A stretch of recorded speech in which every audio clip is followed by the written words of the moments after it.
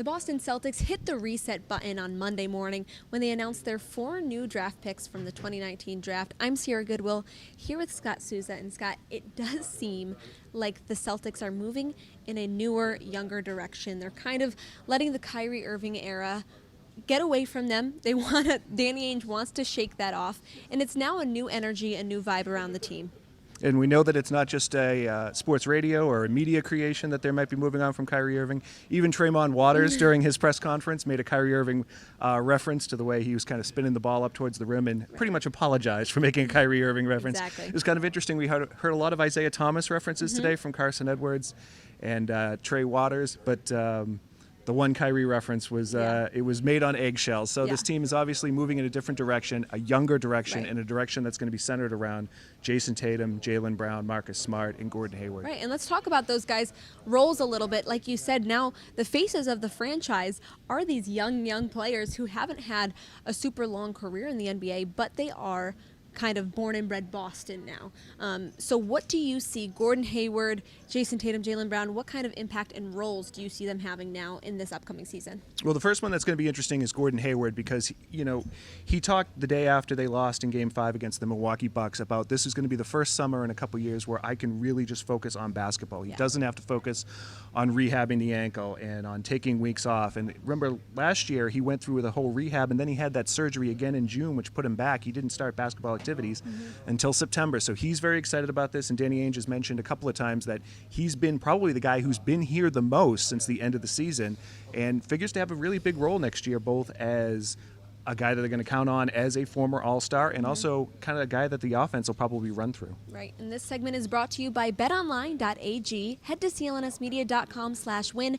Enter promo code CLNS50 for 50% cash back on your first deposit. And we were talking about in a different video that you can check out on CLNS Media that now with the younger guys, the vibe is definitely improved, but we don't know how successful or the actual talent of the team has improved. So with Gordon Hayward, Jayson Tatum leading the charge, what do you see as the ceiling for the Celtics? Obviously, free agency hasn't happened yet, so that's something to consider.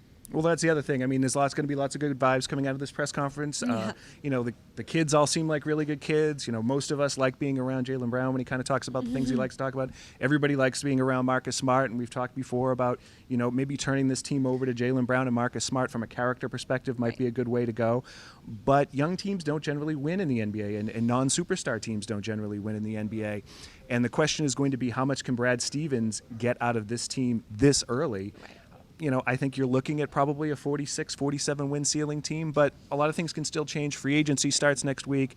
They have about 25, depending on what they do with Terry Rozier, they either have 25 or $34 million available.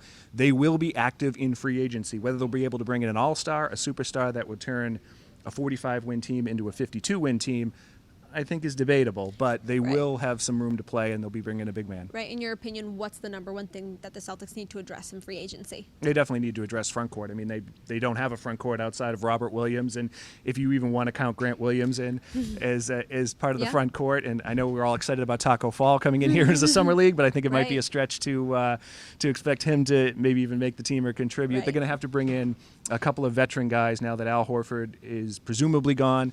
Aaron Baines is gone. They're going to have to bring in some veterans to be able to fill those roles in the middle and allow Jayson Tatum and Jaylen Brown to kind of be the focal points of the offense along with Gordon Hayward, but still give them an inside and rebounding presence. Well, for all of our Celtics offseason coverage, head to our website at clnsmedia.com and subscribe to our YouTube channel at CLNS Media.